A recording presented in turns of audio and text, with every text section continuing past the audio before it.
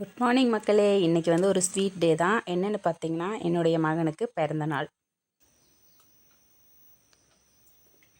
Happy birthday. Thank you.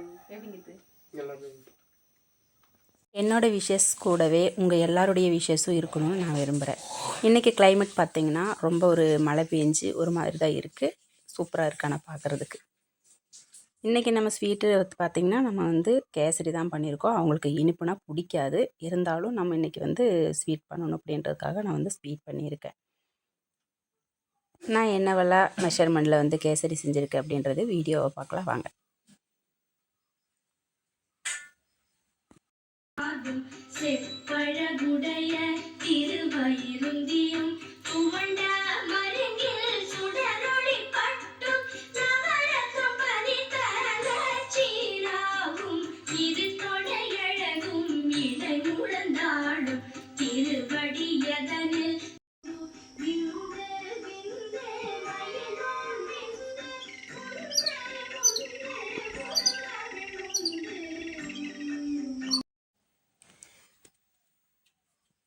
இப்போ வடக்கல் அடுப்பில் வச்சுட்டு 1 கப் அளவுக்கு ரவை எடுத்து பொன்னிறமாக வறுத்து எடுத்துட்டேங்க.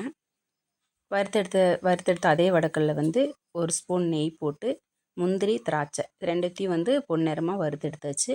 அப்போ வறுத்து எடுத்துட்டு அதே கடாயில் வந்து 1 கப்பு ரவைக்கு 3 கப்பு தண்ணின்னு சொல்லி அதே கடாயில் சேர்த்துக்கலாம். அந்த கடாயில் அந்த தண்ணி கொதிக்கிறதுக்கு முன்னதாக 2 கப்பு சீனி, 1 கப்பு ரவைக்கு 2 கப்பு சீனி எடுத்திருக்கேன். அந்த ஃபுட் கலர் இல்லை, அதனால் கொஞ்சமாக மஞ்சத்தூள் சேர்த்துருக்கேன். நல்லா கொதிச்சதும் ரவையை போட்டு கைவிடாமல் கிண்டிக்கிட்டே இருக்கணும். நம்ம வறுத்தெடுத்து வச்ச ரவையை போட்டு நல்லா கைவிடாமல் கிண்டிக்கிட்டே இருந்தால் போதும்.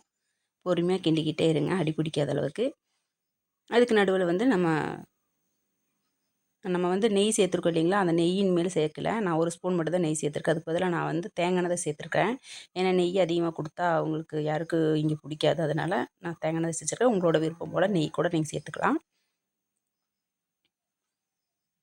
தேங்காய் நெய் சேர்த்து முடித்த கையோடவே நம்ம வந்து பொறுமை எடுத்து வச்சுருக்கோம் இல்லைங்களா, முந்திரி திராட்சை எல்லாம் வறுத்தது, அதையும் அது கூட சேர்த்து நல்லா கிண்டிக்கிட்டே இருங்க.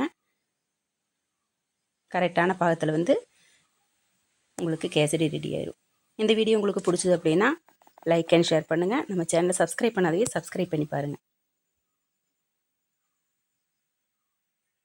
நல்லா கைவிடாமல் கிண்டிக்கிட்டே இருங்க.